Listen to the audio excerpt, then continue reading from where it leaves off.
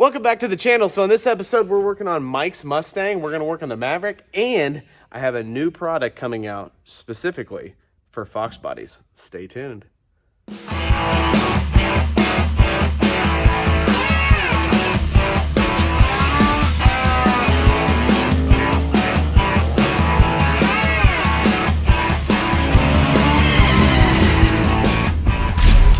watching the Vasko Speed and Performance YouTube channel.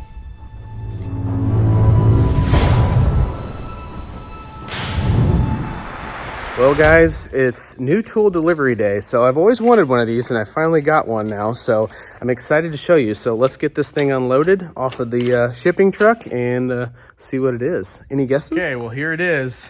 The package has arrived. I literally just ordered this thing like, I think it was Monday, so today's Wednesday, so it shipped out yesterday and I already got it today. So Gibbon, Mittler Brothers, they're located out of the St. Louis area, so not too far from here, just straight down I-70. Pretty cool, but they make some really good products, so I'm excited to show you guys what this thing is. So this will just help us out with making all of our fabrication stuff one step better. So let's get this thing unboxed and see what it looks like.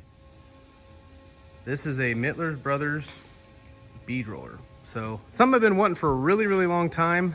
This is really good for doing like tin work on trunks and things like that. So I went ahead and splurged a little bit and I got the 36-inch. So I doubt I'm ever going to use anything that's that long, but you never know. So yeah, really excited about this. So probably won't use it on this episode, but in the upcoming episode, you'll definitely be seeing us using this thing and doing some tin work. So super excited about this new tool. Okay, so I figured it'd take a little time to go into depth on this bead roller product that we just bought. This is going to be good for like doing trunk pans and a lot of like tin work and stuff like that. Like I said, I've been wanting one of these for a really long time, so finally got it. It's not a cheap machine, but you know, I believe you pay for what you get. So I went ahead and cut this piece of aluminum out just a perfect square, and then I just drew this. So I figured, hey, I literally have only played with this machine once, so I figured let's play with it right now and see how it does. So it's probably not going to be perfect, but I'll show you how it works. So let's get to it. Okay, so I'm just going to do a step around this edge. The cool thing about this machine is that you can, it's very user friendly. You can go really slow, you can go fast, you can go reverse, you can do pretty much whatever you want. So I've only watched some videos on this, so I don't really know how well I'll be at it, but we're going to do our first attempt with you guys, so we'll see how it works. So I know you can go super slow or super fast, so I'm just going to go slow and I'm going to go forward, so we'll see how it goes from here.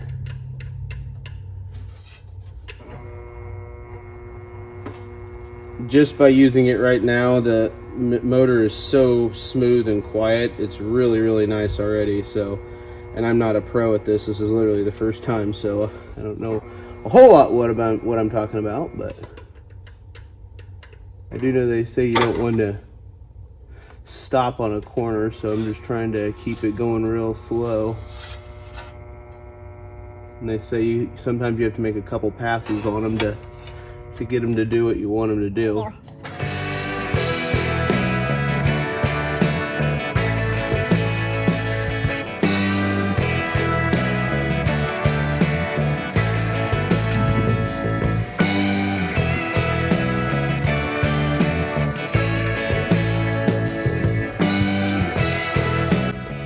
Okay, so I've got a full square around now. I'm going to set up a time lapse, and I'm going to go down another couple turns, and we'll see how this thing turns out.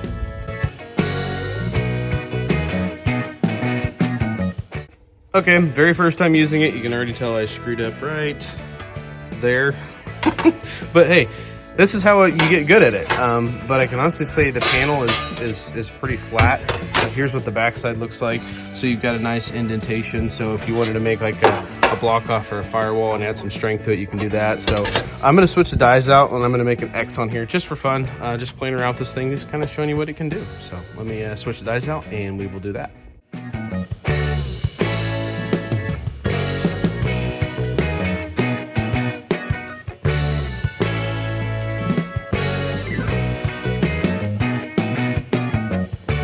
Okay, so this is how my first test run went. You can see here, I actually, when I did this, I turned this one down this direction a little bit deeper than this direction, so I need to get better at measuring how far. That way you won't have this weird funky thing there. But it did oil can a little bit, so you can see how it kind of is warped.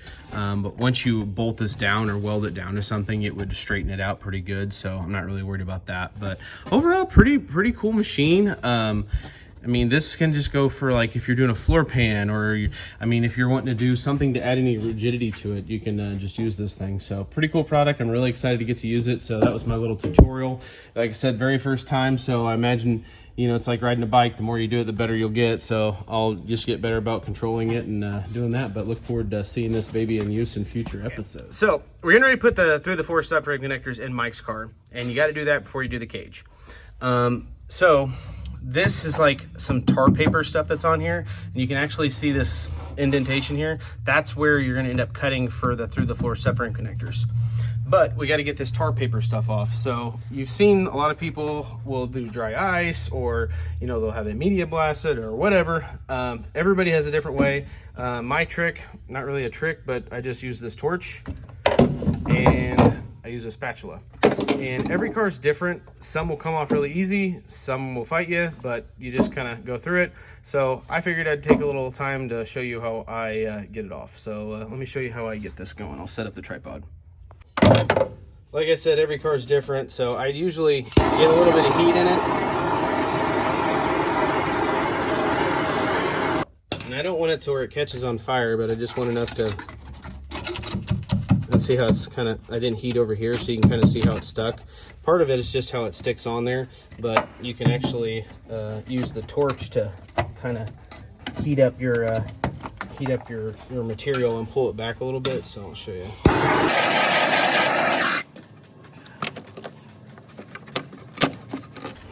And I'm sure part of this is like where the region of the car comes from too, because if you're somewhere where it's always cold, nobody likes to be cold. Even the people who live in the cold don't like to be cold. So I wouldn't want to stay or come unattached from something I've been attached to for 30-something years either. So, but yeah, so that's how I do this. So once I get this up, then I'll show you my next step.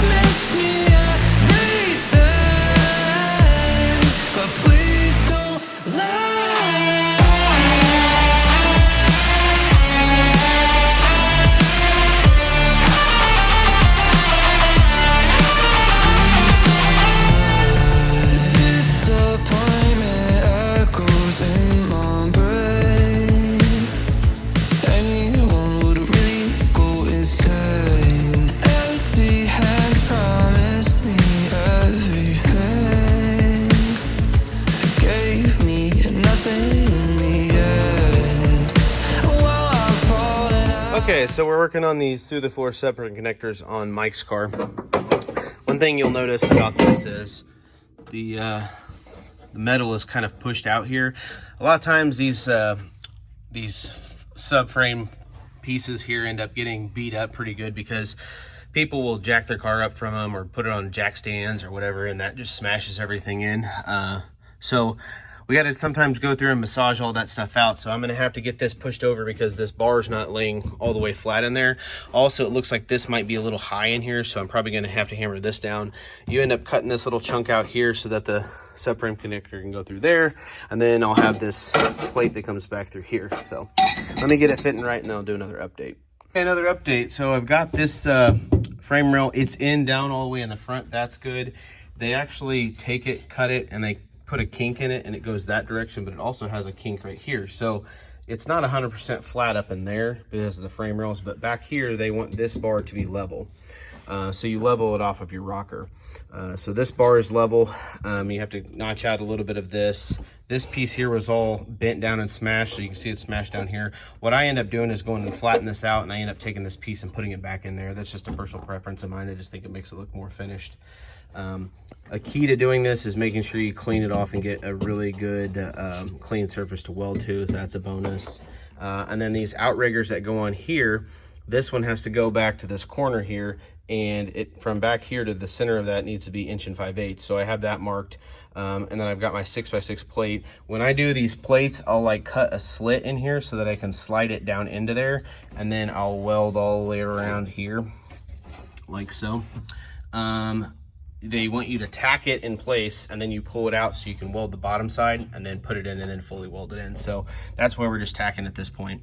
Another thing I like to do is I like to, this rocker has like a curve to it, like a break in it. So I'll take this piece here that I go in through the floor, I bend it around that, and then I bend it up, and I try to get it to follow that contour. If you can get this plate to follow that contour, you're just gonna get a lot better weld. So that's where we're at with that. So the next thing I need to do is cut and do the front one, and I'll get it tacked in place. And then once those are all tacked in, pull it out, fully weld this thing, and then we should be able to stick it back in. Team Z says from this back flat area to the center of this 2-inch bar, it needs to be 48 3/16. So I went ahead and measured that, marked it, marked that, marked this and that so that's parallel, made sure it was square. Cut this out, dropped it in like it's supposed to. When I go to weld this, I'll actually probably pull it in with like a clamp or something so that it'll fill this gap up, but I did put a bend in it. You can kind of see the bend. So we'll get that, but the best thing with this is the tighter you can get your cuts to the tubes, the better it's gonna look, the better it's gonna weld, everything. But this piece, I went ahead and leveled it with this. This piece is level, this piece is level, so I think we're good. But what I need to do before I weld this piece in, this piece you can actually weld the bottom of it to the subframe connector.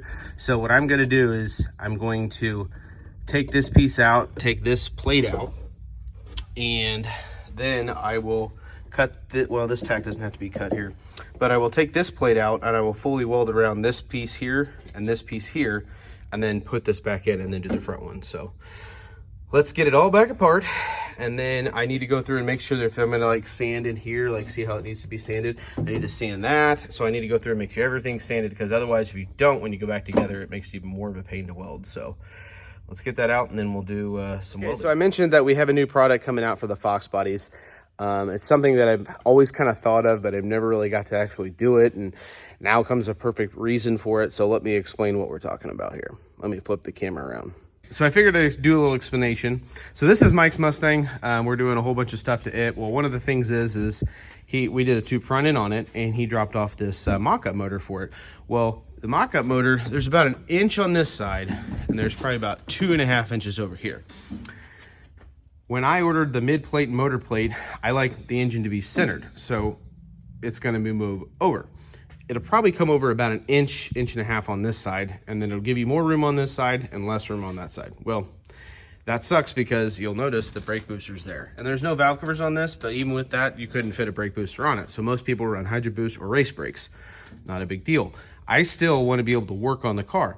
So I'm devising and building a product that will eliminate that whole area over there. So let me show you what we're working with. Okay, we're still in the prototype stages, so bear with me here, but this is where your brake booster will go. So what I have devised is making a product that will flip the brake booster around to the other side. Also, incorporating with that, we'll incorporate a block off for the steering, and the steering is normally about here, but we're gonna need as much room as possible, so we're actually gonna move it over as far over to this edge as possible. So that'll help with header clearance. Let's go take a look on the inside now. So here's my prototype idea. You have a dual master cylinder setup. So the smaller one is for your rear brakes and the larger one is for the front brakes. And then there will be AN lines that go from the top of here to bulkhead fittings, and then you'll have your 2 remote canisters in the firewall somewhere. I'm thinking about seeing this hole up here as using it because it's higher than these, and then making hardline brake kits for it. That's one option. Not sure what we're gonna do there. But the column and the brakes are totally separate. The cool thing about this is you can actually remove the column and not have to remove all this in one piece. I'm utilizing the factory support for it, but and of course I have majority of this one welded, but this one's just kind of partially welded. But like I said, this is the prototype. So we're actually gonna try this out on a car local and make sure everything works good before we start selling them. But that's kind of the game plan for this. You'll notice that the column stops here. The reason for that is I'm waiting on some parts to show up. Once the parts show up, I will show you the rest of it. Another thing is the column has factory turn signal and a factory ignition switch. Also, quick disconnect. So trying to build this thing as street car as possible. So I figured if this is something I want, that's probably something that you guys want. Okay, well, here's a little update on the brake master reverse and steering column situation. So I've got the spherical Heim in there. I ended up cutting a little bit more off of over here on the car because I want to get this steering over as far as possible. So went ahead and did that, and then this will end up welding onto that end, and then this end will go down here to like a Flaming River rack. So that'll be the whole steering situation. But yeah, I think it'll turn out pretty cool. My dad's working on making a billet plate for up here, so he should have that done soon. But we're gonna test fit this one on Mike's car, make sure it fits his just as good as it fits this one, and then kind of go from there. Okay, update on the Maverick. So we have got a game plan. My issue with this is these bars are really, really nice. The thing that sucks is there's nothing out in here. So you could put an X in here, which you have to X this area anyways. But if we put an X in there, it's gonna be hard to get into this corner. Also, the seat's gonna sit in this vicinity, so you're gonna have nowhere to mount the seat to. It's just out here in open man land. So what we're gonna do is we're gonna cut this bar out. We're gonna cut that bar out. We're gonna cut that bar out on both sides. Then another thing you'll notice is if you look at the rocker bar, which is this bar right here, it's flat, which is good. You'll notice this area goes down lower than that, which I'm not a fan of because I like my floors to be flat. It makes tin work easier. A lot of other things go into that makes it nicer. So when you come forward, he actually went down to the bottom of the frame rail, which is totally fine, but now your floor has a weird slope that way, so the whole thing slopes down and forward to this corner over here. So by cutting out these two bars and this bar, then what we'll do is we will raise that bar up flat, and then we will cut this frame rail back, and the bar down here will actually be at the same height as the rocker. And then back towards the back, we'll probably slope it down to connect to that area back there. But that should keep most of our floor flat. Also, when it comes from here, it's gonna come in, and then it'll come in narrower and come back, and it'll mount about here and here on this bar. So that'll give us more area there. And the bars will kind of go and contour around the transmission. So Matthew's gonna work on first making a way to hold this bar up here somehow, because we don't want anything to get in the way when we're putting the engine and transmission in.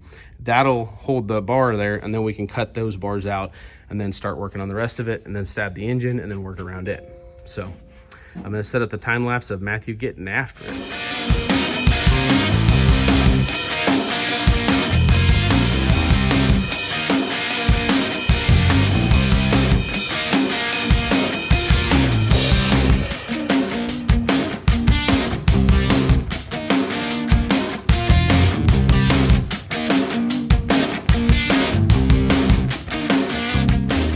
Okay, so we got the bars cut out that we wanted to change or modify. We got these pretty much notched out as best as possible. So now that that's all taken out, what we're going to do is I'm going to work on designing the bars that go from here. So I came up with an idea. I don't like these bars not being flat.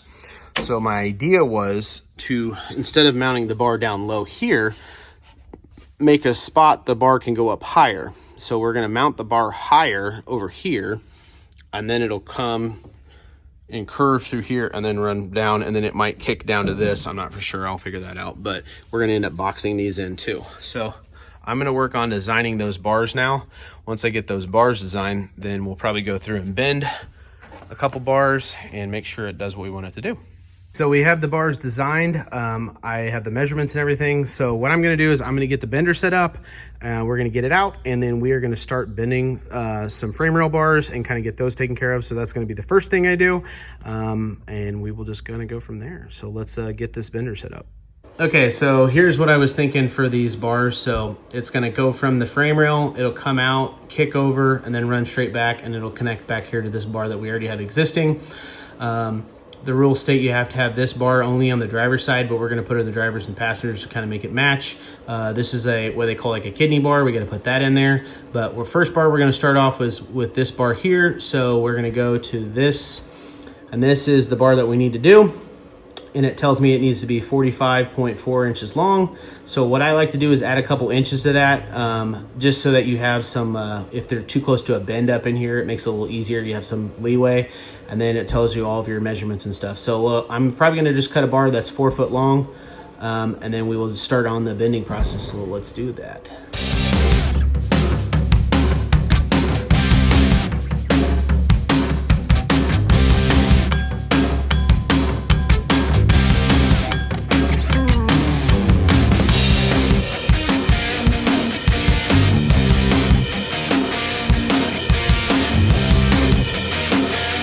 So I've got the tube cut. It's at 48 inches. It's not exactly square. Went ahead and cleaned it off. You can see that this one and this one, so this is cleaned, this one's not. This is called mill scale. Anytime you're welding, you can weld with mill scale. It just looks a lot prettier when you don't. So that's why we clean them off. Normally I don't clean the whole bar because it can take a little bit of time, but for the sake of the video, I wanted a good shot of the pipe. So next what I'm gonna do is I'm gonna draw a straight line on the bar. And the easiest way to do that is line up this bar next to this bar and then just trace it. So I'm gonna do that, and then I'll show you the next step. Okay, so you just hold the two bars together like this and keep them the same. And then you can come along here and just keep your marker at the same, and you can draw a straight line on it. That's just the easiest way I've found out to do it. Not saying it's perfect, but at least it gives you like a reference line, and that's pretty much all this is a reference line. Go all the way down the bar. Okay, now let's get this thing ready for some bends. Okay, I went ahead and brought the computer out here so we can get a little better look, but this is just going to tell me how I need to do all my bends. So I've got my straight marker line there, got my tape measure, my Sharpie. So it says here that the first bend needs to go 1.15 inches past this. So you'll notice that it says it needs to be 45.4. I made this 48 inches long. So I've got roughly 2.5 inches of play. So I'm just gonna go out 2 inches, and then we'll leave a 1/2 inch for the other side. So this is gonna be the very start of everything. So this extra leg is in case we need it for whatever reason. Okay. So now what we need to do is we need to go 1.54 inches out from that. So, wait, 1.15 inches. So I'm gonna go from here, and that's roughly about there. So that's gonna be bend 1. And then I like to write with 37 degrees on there because that's what we know we're gonna bend to. When you bend a bar, you'll actually have spring back. So you'll probably bend it. I generally add 5 to it with my bender. Every bender is different. So if you add 5 to it, you'll go to 42 degrees. But I'll put on here 37 so I know. And I'll also have a tool that'll mark a line all the way around this so I don't get confused. So let me stop the video, go grab that real quick, and then I'll get back to you. Okay, here's the tool I use. It's just like a coping tool, and I just slide it on here. And I will mark this one all the way around to know where our start is, and then I'll label it start. This is the first bend here.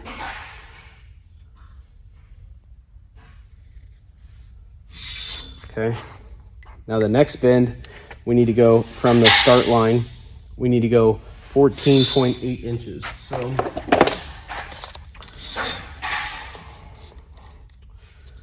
from there,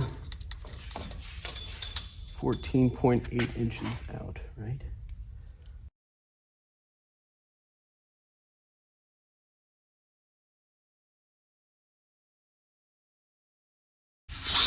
Okay, and that one needs to be another 37 degrees, but it's also, we have to spin it 180 degrees. So that can get kind of confusing, and I'll show you what we do next. But then the next last one is 39.2. So I'm not sure if I have enough here, so let's slide this out a little bit more.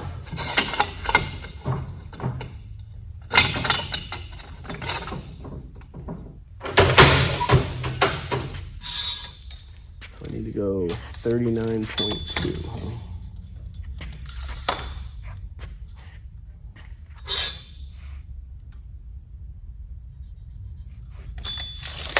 Okay.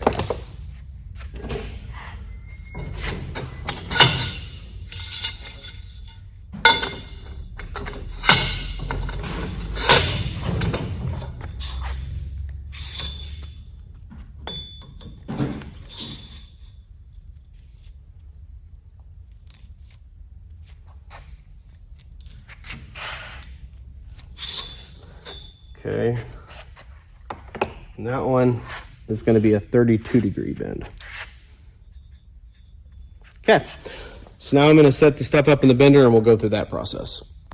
Okay, I don't know if you can see this little yellow mark right there. It's kind of hard to, yeah, that's where the bend starts at. And the way you do that is you stick your tube in there and you kind of bend it. You know where the starting of the bend is going to be. You would think it would be here. It's not, so it's actually there.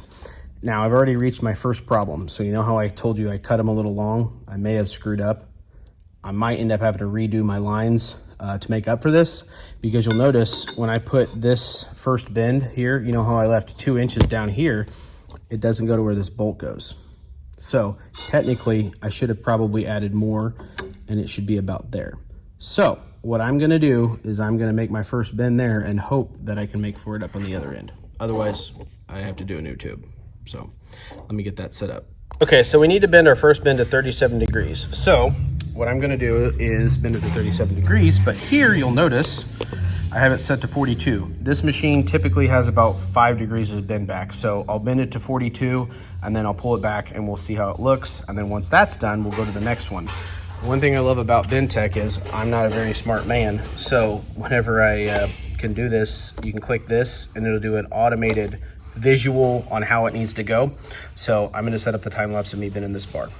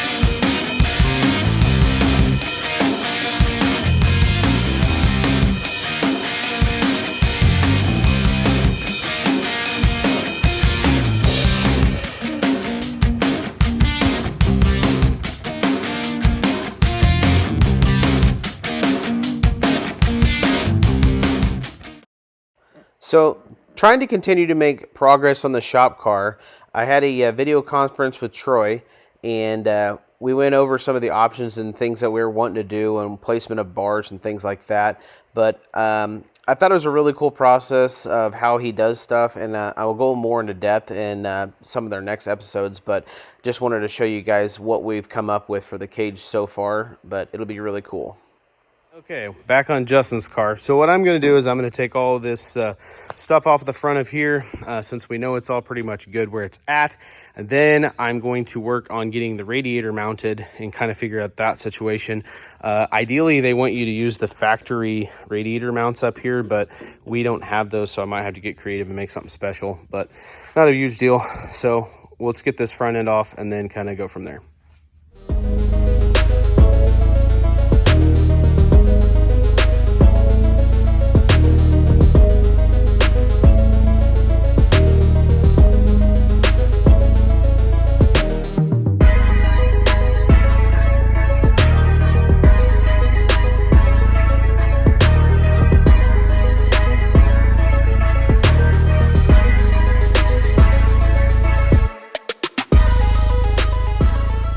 Okay, I pretty much got the whole entire front end of Justin's car welded. The only thing is I don't have this piece welded on yet.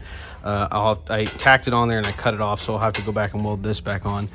But I went ahead and made some brackets for the intercooler.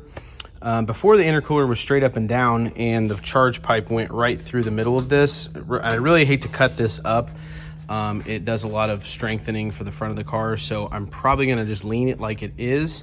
But I still need to test fit the bumper, so I don't even know if that's going to work. It may not even work at all, but you got to start somewhere. So it's at a pretty decent angle. And then we'll have a Van Jan clamp, and then it could just go straight to the intake. So probably the next step, what I'll do is, before I get too carried away, is I'll probably go and stick the engine in. Once we get the engine in and kind of figure out where all that's going to go, make sure we have plenty of room, and then see if we can fit the radiator in there also. So kind of where we're at on Justin's Mustang. We got the old 427 that's going to go in the S197 over here, and we're draining the oil on it because we got to pull the pan off because we're going to be putting twins on this thing. So he's got one drain bung over here, but we're going to put one on the other side in the same spot. So we're going to pull the pan off, clean that up, and put a bung on that. And then once we get that knocked out, then we'll probably stab this motor in there, and then we can start, figuring out where everything. Well, that's going to do it for this episode. So I was going through my analytics the other day, and I noticed that it shows where people are from, what people are watching my channel and stuff, and I was just kind of interested by that. Literally 0 women. So if you're watching and you're a woman, make sure you subscribe so we can get that number from 0 up. So literally 100% men on my channel. But yeah, so pretty cool. One of the things I thought was really neat, though, was it shows where in the world you're from that you're watching. And so I saw some people from Russia on there. So I'm like, well, that's pretty cool. So do me a favor, comment where you're from. If you're from the United States, put the state. But if you're from another country, let me know where you're from in the comments, and I'd love to get back to you. So appreciate everybody coming by the channel, checking it out, and we'll catch you on the next one.